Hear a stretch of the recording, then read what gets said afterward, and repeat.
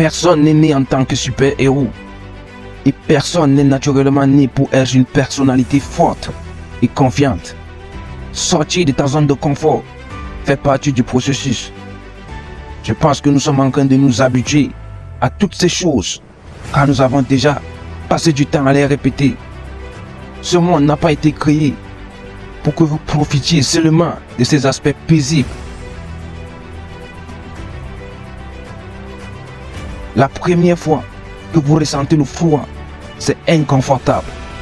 Plus vous vous entraînez, plus vous pratiquez, plus vous vous exposez au froid, plus vous êtes à l'aise en étant dans le froid. Au point où vous pouvez même vous sentir à l'aise à l'extérieur. Il en va de même si vous ne vous sentez pas à l'aise de parler en public.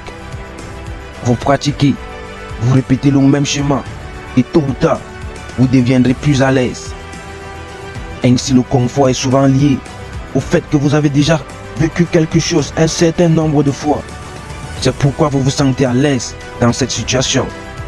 En revanche, si quelque chose vous met mal à l'aise, cela signifie simplement que vous atteignez une limite. Vous n'avez pas encore franchi les lignes. Pourquoi est-ce que je pense qu'il est nécessaire de franchir les lignes pour dépasser ses propres limites de temps en temps? Parce que sinon, vous resterez coincé dans votre propre vision limitée de ce que vous avez déjà vécu. Si vous menez une vie confortable, cela signifie simplement que vous restez continuellement à l'intérieur d'un champ de ce que vous connaissez déjà. Tout le monde va faire face à des défis, mais vous allez les affronter parce que vivre cette vie est finalement liée aux défis.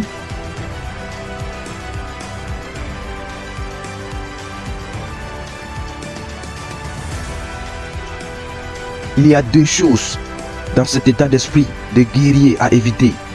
La première est de fuir.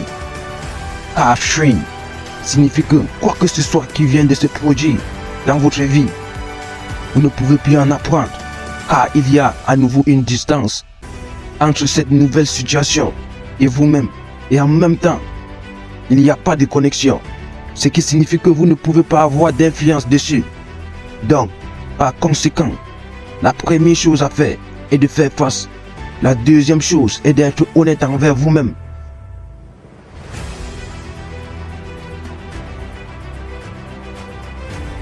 Ces deux choses, vous devez les garder à l'esprit, puis simplement consacrer du temps et des efforts à la pratiquer. Je pense que c'est la clé pour construire étape par étape quelque chose à propos de vous-même, de votre vie, de votre personnalité et de votre caractère, qui vous donnera une base solide pour affronter tout ce que ce monde va vous lancer. Les deux choses à garder à l'esprit sont que vous ne devez pas détourner le regard lorsque les défis se présentent et que vous ne devez pas vous blâmer si à ce moment-là, vous n'êtes pas en mesure de les affronter. La seule chose que vous allez faire, c'est reculer, prendre du temps, investir dans le travail et vous préparer à revenir. À chaque fois que vous franchissez cette ligne, à chaque fois que vous élargissez cette frontière, vous élargissez cette limite. Pour moi, cela signifie qu'il y a une croissance, qu'il y a une nouvelle découverte. Parce que ce que vous faites, c'est vous apporter de la lumière dans un espace. Avant, cette période était un espace d'incertitude, inconfortable. Parce que vous ne savez pas quelle sera l'issue de ce qui va se passer. Si vous franchissez cette ligne, c'est pourquoi c'est incertain. C'est pourquoi les gens ont peur de l'incertitude. Mais il n'y a qu'un seul moyen de découvrir et de faire de l'incertitude une connaissance. Et celui-ci consiste à l'expérimenter.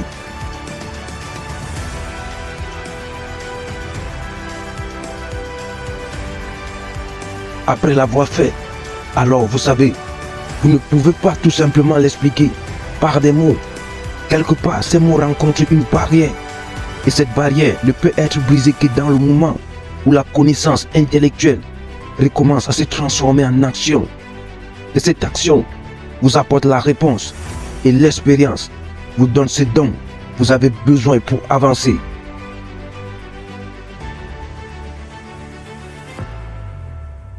Nous ne sommes pas des surhommes, nous ne sommes pas parfaits, mais je sais que chaque fois que je fais face à quelque chose et que je me sens bien,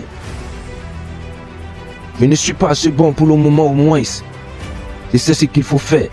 Donc pour moi, d'une certaine manière, chaque fois que je fais face à quelque chose, à chaque fois que je suis confronté à un nouveau défi, à chaque fois que je sens que c'est un défi, cela me dit simplement qu'il y a encore une chance de grandir.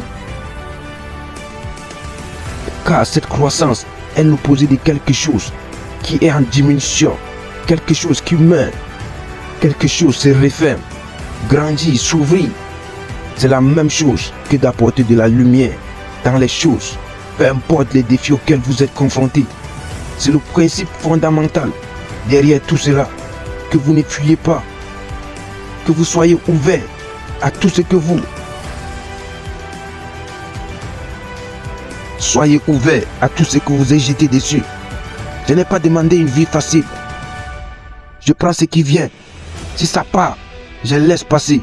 Lorsque les temps difficiles arrivent, vous devez juste vous battre. La question est, comment allez-vous maintenant y faire face? Que pouvez-vous faire en sachant que vous allez traverser cette vie? Que vous aurez des défis mentaux et physiques. Préparez-vous. Préparez-vous et conditionnez votre esprit.